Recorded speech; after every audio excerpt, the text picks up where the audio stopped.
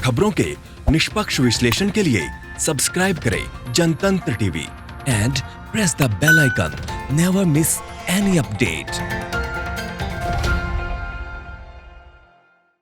वहीं बात राजस्थान की करें तो कांग्रेस सरकार बीजेपी पर लगातार विधायकों की खरीद फरोख्त के आरोप लगा रही है और ऐसे में नेता प्रतिपक्ष गुलाब चंद कटारिया से बात की हमारे संवाददाता अरविंद पलावत ने। आइए आपको दिखा देते हैं। राजस्थान में इन दिनों राज्यसभा चुनाव को लेकर राजनीतिक सरगर्मियां काफी तेज हो गई हैं। कांग्रेस की ओर से बाड़ाबंदी की गई है।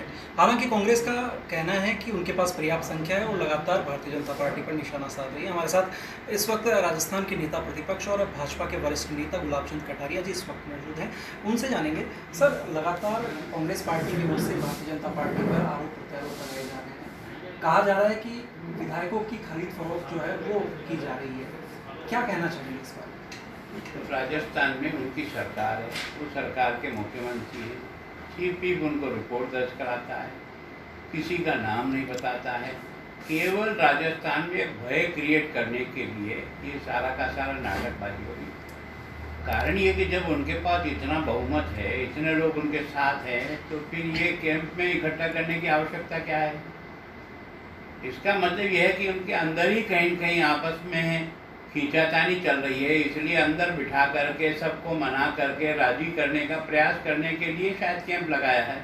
बाकी कोई हमारे से तो कोई सवाल नहीं। और जहाँ तक उनका सवाल है कि आपने चौथा कैंडिडेट क्यों खड़ा किया, अरे लोकतंत्र में एक व्यवस्था है, कैंडिडेट चुनाव लड़ सकता है, हमारे पास चॉइस वोट एक्स्ट्रा है, उसके अलावा भी कुछ निर्दलीय हैं, बाकी लोग हैं, हम उनसे अप्रोच कर सकते हैं, अपनी स्ट्रेंथ बढ़ाने के लिए प्रयत्न कर सकते हैं। इसमें गुनाह क्या है? सर, लगातार ये कह रहे हैं कि हमारे पास पर्याप्त संख्या बल है, फिर भी जिस तरह से आप कह रहे बाड़ाबंदी की गई है, तो क्या लगता है सर, अशोक गहलोत केवल अपनी कांग्रेस आलाकमान के सामने अपनी सुपीरियरिटी साबित करने के लिए ये बाड़ाबंदी कर रहे हैं कि मैंने चुनाव करवा दिया, आपके दोनों कैंडिडेट जितवा दिए, या वास्तविकता में उनको कोई डर सता रहा है इस वक्त?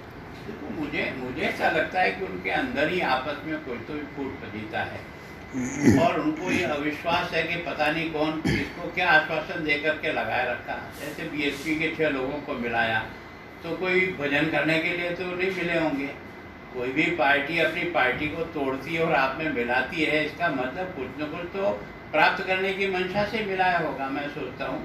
इसी तरह से बाकी लोगों को खुश करने के लिए कुछ न कुछ देने की बातें की होगी। साल 1.5 साल गुजर गया, कुछ मिला नहीं, तो उसके कारण से जो असंतोष है, उस असंतोष को ठीक करने के लिए एक साथ रख करके उनकी हाथाजोड़ी करके आगे के लिए उनको कुछ बातें बता करके उनको संतुष्ट करने के लिए कैंप है। कोई बीजेपी के लिए तो कैंप नहीं है। जब आपके पास इतनी बड़ी संख्या है तो फिर बाड़ाबंदी की जरूरत क्या है? और फिर ये आरोप बीजेपी को लगा रहे हो, सरकार चला रहे हो ना। अगर हमारे में से किसी ने कोई दोष किया तो यार सजा दो ना, नाम बोलो ना, क्या चिंता की बात है? बिल्कुल। तो ये थे नेता प्रतिपक्ष गुलाब चंद कटारिया जी, जिनका कहना था कि कांग्रेस पार्टी को यदि ऐसा लगता है तो स्पष्ट रूप से नाम का उल्लेख करें कि कहां पर खरीद फरोख्त की जा रही है। अरविंद पलावत, जनतंत्र टीवी, जयपुर।